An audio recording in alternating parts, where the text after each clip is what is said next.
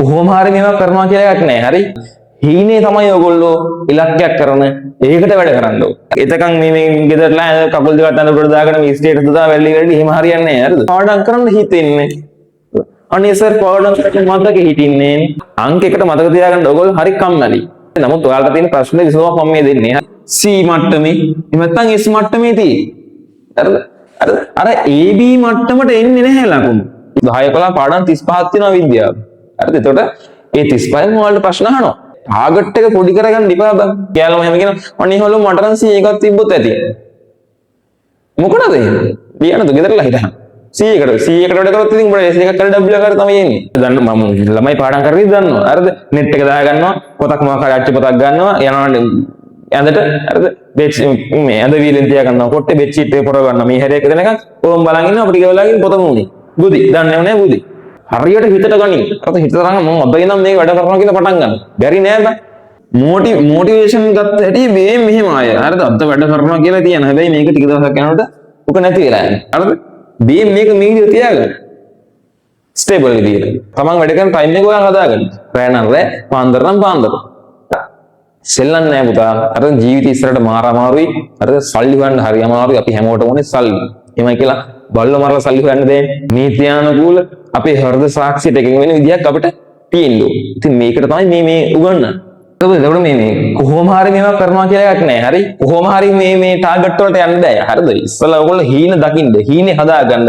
හීනේ තමයි ඔයගොල්ලෝ ඉලක්කයක් කරන ඒකට වැඩ කරන්න ඕනේ. හරිද? ගොඩාක් ළමයි කරන්නේ මොකද්ද? අනේ මම මෙහෙම කවදාද දවසක ඉන්නවා අපේ අම්මට තාත්තට මම මෙහෙම ගියක් හදලා දෙනවා එහෙම කරන්න බෑ. හරිද? මේ එතකන් මේ ගෙදරලා කකුල් දෙක අතන උඩට දාගෙන මේ ස්ටේටස් දාලා වැල්ලි වැල්ලි එහෙම හරියන්නේ නැහැ. හරිද? ගේමක් හරියට ගහන්න ඕනේ. පැහැදිලිද? හරියට ඔයගලන් ටාගට් එකක් තියෙනවා. ඒ ඉලක්කයට වැඩ කරන්න ඕනේ. පැහැදිලිද? එතකොට මේ ගොඩාක් දරුවන්ට මේ තියෙන ප්‍රශ්නයක් තමයි පාඩම් කරන්න හිතෙන්නේ.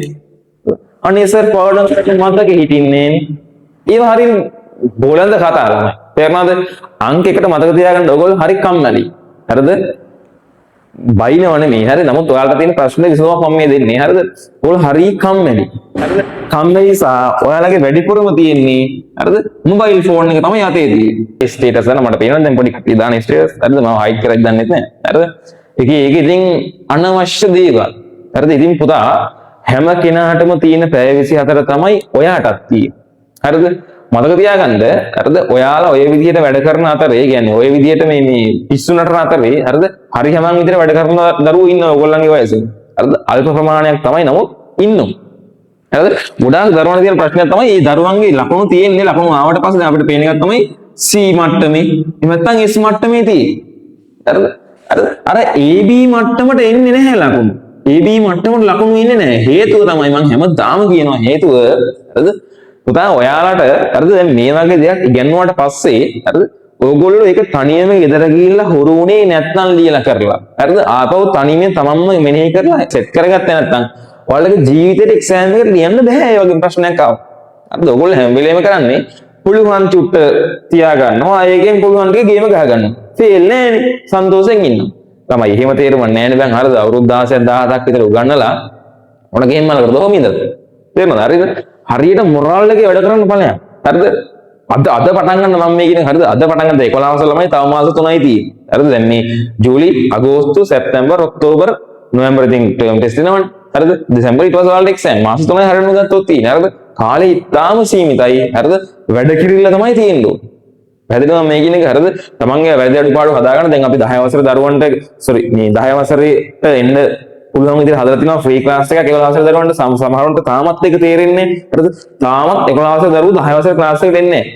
සතභාගයකට අය කරන්නේත් නැහැ. හරිද? ඇවිල්ලා අඩුම 10 වසරේ කලින් පාඩම් ටික වල සෙට් වෙච්ච නැද්ද ඉවර කරගන්න පුළුවන්. හරිද? ඒකට උවමනාවක් නැහැ. හරිද? අනිත් ඔය ඕනේ පන්ති හරිද? ගියාට පස්සේ ඔය නිකන් ඉඳන් ඉන්න එපා ළමයි. හරිද? වැඩ කරන්න මේ පන්ති. හරිද? ඊට පස්සේ ගෙදර ගියාට පස්සෙත් ඒ ක්ලාස් එකේ උගන්වපු දේවල් හරිද? ආයේ පාස් පේපර්ස් ඒවා කරන්න. 10 වසර දරුවෝ අර ඊටාම සෑහලුවෙන් දැන් ගෙවන්නේ හරිද ඔක සෙල්ලම් නෑ පුතා හරිද ඔයාලා වැඩ එන්න වැඩි වෙන එකයි වෙන්නේ ඔයාලා 11 වසරේ 10 11 පාඩම් 35ක් තියෙනවා විද්‍යාව හරිද එතකොට ඒ 35න් ඔයාලට ප්‍රශ්න අහනවා හරිද එහෙම අහන්නේ නැත්තේ නේ හරිද බහුවර්ණයක් හරිනවා එතකොට ඔයාලට මේ කියන අර ටිකක් හරි මේ ටෆ් නැත ටිකක් අර සංකීර්ණ කොටස් හරිද මේවත් ඇත්තට සංකීර්ණ නෑ. තව වලට ඉස්සරහට එනවා අපි 11ක දවන්ටම දැන් එනවා විද්‍යුත් රසායනයෙන් පාඩම්. හරිද? ඒ කොටස් වලට අපි හරියට කෙටි ක්‍රමත් එක්ක ඕන ප්‍රශ්න උත්තර ලියන්න පුළුවන් වෙන්න උගන්වනවා. හරිද? ඒවා දරුවෝ ඕගොල්ලෝ බැලුවේ නැත්නම් ඉතින් ඔයාලට මේ ජීවිතේට AB මට්ටමකට යන්න බෑ. ටාගට් එක පොඩි කරගන්න ඉපා බං. හරිද? මං හැමතිස්සෙම ඔය ළමයින්ගේ අහලා තියෙනවා ගෑලම හැම කියනවා අනේ හොලෝ මට නම් 100 එකක් තිබ්බොත් ඇති. මොකටද ඒ? ලියන්නද ගෙදරලා හිටහන්. 100කට වැඩ කරොත් ඉතින් උඹට S එකක් කරලා W එකක් තමයි එන්නේ. දන්න මම ළමයි පාඩම් කරන්නේ දන්නවා. හරිද? net එක දා ගන්නවා. පොතක් මොකක් හරි අච්චි පොතක් ගන්නවා. යනවා ඇඳට හරිද? මේ ඇඳ වීලෙන් තියා ගන්නවා. කොට්ටේ බෙඩ් ෂීට් එක පොරව ගන්නවා. මේ හැරයක දෙනකන් ඕම් බලන් ඉන්නවා. අපිට ගෙවලාගෙන පොත මුනේ. බුදි. දන්නේ නැහැ බුදි. හරිද? ඒ නිසා ඔය කියන කතාව ළමයි ඕගොල්ලෝ හරිම වැරදි. හරිද? පාඩම් කරන්න හිතෙන්නේ නැහැ මතක හිටින්නේ නැහැ කියන එක. ඔයාලගේ වැරද්ද. හරිද? හරියට හිතට ගනින්. අර හිතට තරංග මම අබ්බයි නම් මේක වැඩ කරනවා කියලා පටන් ගන්න. බැරි නෑ බං. තේරෙනවා කියන එක. හරිද? ඕගොල්ලෝ හදා ගන්න ඕනේ. හරිද? ඔයාලගේ පුත හදා ගන්න ඕනේ විනය කියන එක. කොන්න එක පන්න සර් එන්න ගිහලා. රෙද්දක්. පිස්සුද බං? හරිද? ගොඩාක් කට්ටියගේ තියෙන්නේ හරිද? මොටිවේෂන් ගත්ත හැටි මේ මෙහෙම ආය. හරිද? අද වැඩ කරනවා කියලා තියෙන. හැබැයි මේක ටික දවසක් යනකොට උක නැති වෙලා යනවා. හරිද? දැන් මම මේ කියන කතාව අහලා හරිද? දෙන්නම් අද කියලා පටන් ගන්නවා. හැබැයි පැයක් දෙකක් යනකොට සෙට් නෑ. හරිද? ඔක තමයි ඔයාලගේ මේ හැසිරීම. මේ ප්‍රස්තාරය මෙහෙම තියාගන්න. හරිද? කාලයත් එක්ක ඔයාලා මේ වැඩ කිරීම ගත්තොත් එහෙම හරිද? මේක මේ විදිහට තියාගන්න. ස්ටේබල් විදිහට. හරිද? ඕකට තමයි විනය තියෙන්න ඕනේ. හරිද? විනය කියලා කියන්නේ පුතා ඔයාලට ඕනෙම වෙලාවක ඕනෙම මොහොතක හරිද? තමන්ගේ ටාගට් එක වෙනුවෙන් කැප වෙන්න පුළුවන් වෙන්න ඕනේ.